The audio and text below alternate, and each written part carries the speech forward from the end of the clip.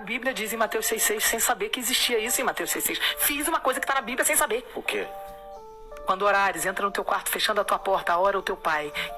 Esse relato vai valer cada segundo do seu tempo. Você pode passar ou você pode ficar. E tudo que está em secreto, então o teu pai te recompensará. O teu pai que vem em secreto.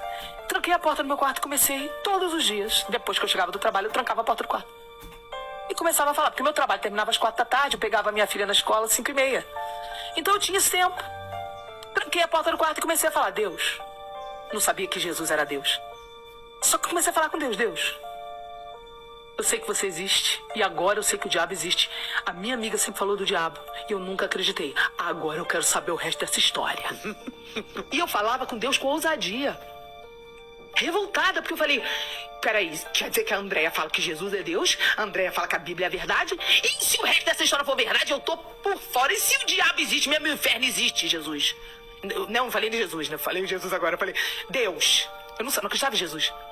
Aí eu falei, eu quero saber a verdade. Mas eu comecei a falar isso todo dia. Todo dia. Eu fiquei por 15 dias fazendo isso. Um dia, depois de 15 dias. Se eu chorar, vocês não se assustam. Porque é difícil contar. Porque eu tenho que lembrar. E se eu lembrar, às vezes eu revivo. Então dá vontade de chorar. Então se eu chorar, vocês não se assustem não, tá bom? Vou tentar contar sem chorar. 2 semanas mais ou menos, eu não lembro exatamente quanto tempo, foi de 10 dias a 15, não sei quanto tempo. Eu estava sentada na minha cama, encostada na cabeceira da cama, com as pernas esticadas, vestida para dormir. Minha filha dormindo, eu no meu quarto sozinha. Esticada, eu tinha uma cama de casal, esticada com a coberta assim na cintura. E um caderno que eu tinha de desabafo. Eu sempre tive cadernos de desabafo. Fiz terapia há anos. Então eu estava escrevendo uma carta para Deus. Eu já estava cansada de falar e eu comecei a escrever, não falar. E eu comecei a escrever, Deus, eu quero saber a verdade. No que eu comecei, vou falar, vou começar a lembrar. Eu comecei a sentir uma presença dentro do quarto. Aquela presença era uma presença muito sutil, porque ele anestesia você. Quando o sobrenatural é muito violento, Deus te anestesia. Senão você morre. Era como uma anestesia no ambiente. Eu comecei a sentir uma presença e comecei a ouvir uma voz que parecia do meu pensamento. Deus também pode trabalhar dessa forma para não te assustar. Porque 3 vozes podem falar no teu pensamento. A voz de Deus, a voz da tua consciência, que é a alma, e a voz do diabo, pode te setar. Então por isso é o mais difícil da vida cristã discernir qual das vozes sempre, né? Todos os dias pode acontecer com a gente. Até Pedro, do lado de Jesus, foi setado. Jesus repreendeu Pedro, né? Então nós vamos ser setados. Não podemos achar que estamos imunes a isso. Então eu não sabia nada disso que eu tô te contando. Tava ali e uma voz começou a falar suave. Eu sou. Eu sempre fui. Eu sou um homem sério, eu sou isso, eu sou aquilo. Eu comecei a ouvir e eu não percebi que não era meu pensamento. Eu continuei escrevendo a carta e conversando com essa voz. E a voz falando dentro da minha cabeça. E eu conversando com a voz, escrevendo a carta e a voz ia me respondendo. Eu tenho essa carta até hoje. Eu tenho esse caderno até hoje. De repente, no final da carta, a voz sai para fora. Eu não consigo explicar isso para vocês, por mais que eu tente explicar. Porque não dá, não é uma experiência que dá para transmitir, é uma experiência que você tem que viver. A voz sai e a voz fica em todo o quarto e em todas as minhas células ao mesmo tempo. Não me pergunta como é isso, eu não consigo te explicar isso. A sensação é como se você tivesse perdido num parque de diversões e a voz do teu pai, você conhece a voz do teu pai? Sim, claro. Chamasse você no alto-falante. Só que uma voz que eu reconheci sem eu nunca ter ouvido. Como é que pode isso? Jeremias 1:5. Antes que tu te formasse no ventre da tua mãe, diz o Senhor, eu te conheci antes que tu te formasse. Existe uma memória em nós que existe antes da gente ser formado no ventre. E essa memória pode ser ativada por Ele, que nos formou antes de estarmos formados no ventre. Pegou aí? Claro. É uma memória que só Deus pode ativar. Porque Ele que dá o sopro de vida, você nasceu porque Ele deu o sopro de vida. Por isso que tem bebê que nasce morto se não recebeu o sopro de vida. Aí é que o negócio ficou forte, porque Ele me chamou. Ele saiu pra fora, aquela voz, e falou, Sara. Quando Ele falou Sara, todas as células ouviram. Eu reagi em todo o meu ser. Eu ouvi a voz dentro do quarto e dentro da minha cabeça. E tudo era mais forte do que qualquer coisa que eu já ouvi na minha vida. Só que aquela voz, ela vinha de um lugar dentro do quarto. Como se ele estivesse em pessoa dentro do quarto. Obviamente eu não vi. Não era uma visão. Mas ele estava ali. como se fosse uma pessoa presente.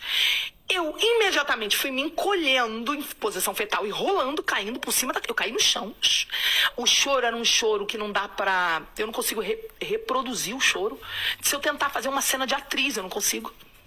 Porque era um choro que todo o meu corpo se contorcia, minhas entranhas se contorciam por dentro, meu músculo foi contraindo.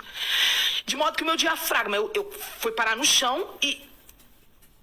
eu senti aquela presença dele como se fosse física, se aproximando e me falando comigo. Ele foi falando assim, que ele foi me respondendo todas as perguntas, que ele era Deus, que ele havia vindo à Terra como homem, que ele havia morrido na cruz, que ele havia ressuscitado dos mortos, que a Bíblia era verdade. Todas as perguntas que eu fazia durante aqueles dias. Ele foi me falando e ia se aproximando, e eu fui sentindo aquela presença se aproximar, como se fosse a gente se aproximar da fogueira. Sim. Você vai se aproximando da fogueira, chega um limite que você ainda não tá tocando no fogo, mas você não consegue dar mais nenhum passo, porque ele começa a arder de queimar. Era uma sensação parecida, mas não era fogo, era amor consumidor. Eu não consigo explicar isso pra você tem que viver isso. Eu não consigo te explicar o que é isso que eu senti. Era amor consumidor. Eu sei o que você fala. O amor, se eu lembrar, eu vou chorar. Eu tenho que tentar. Eu senti alguma coisa parecida, esse calor É um amor que parece calor e não é calor, e ele te consome como calor e não é calor. E você começa a se ver tão pequeno, você começa a olhar pra você e falar: quem é você e quem sou eu pra você falar comigo? Eu não sou digno. Você entende em um segundo que você é pecador e que ele é santo. Tudo em um segundo foi respondido pra mim. E aí ele falou, foi a última coisa que ele falou assim: agora, aí foi a frase última que ele me disse. E eu chorava de uma forma que o meu músculo do diafragma veio parar em cima e não voltou mais. Eu não conseguia mais fazer isso aqui, ó. Quando você chora, tenta reproduzir isso aqui, ó. Vê se o seu diafragma sobe. Faz uma brincadeira como se fosse de criança chorando. Ó, não sobe o diafragma? Então, quando ele sobe, você volta pra depois tomar ar. O meu diafragma subiu, colou, não descia mais. Tal era a intensidade do choro.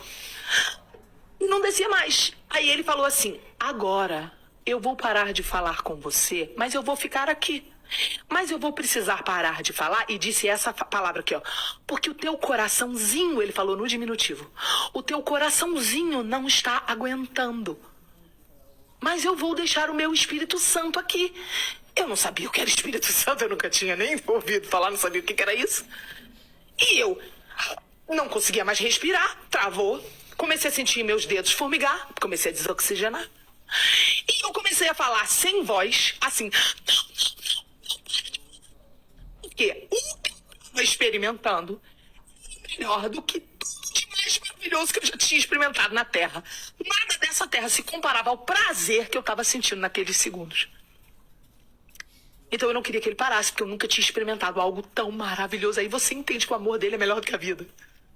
Aí você entende os textos que falam que é mais forte do que a morte. É mais forte o amor dele que a morte, é melhor do que a vida, é melhor do que tudo. Quando você experimenta uma experiência dessa com Jesus, você se torna um crente indesviável. Não há nada desse mundo que consiga te seduzir, porque basta você pedir: Espírito Santo, me lembra daquele momento. Eu só tive segundos de um vislumbrar de um pedacinho da eternidade. Imagina o que é a eternidade. A Bíblia diz em Mateus 6,6, sem saber que existia isso em Mateus 6,6.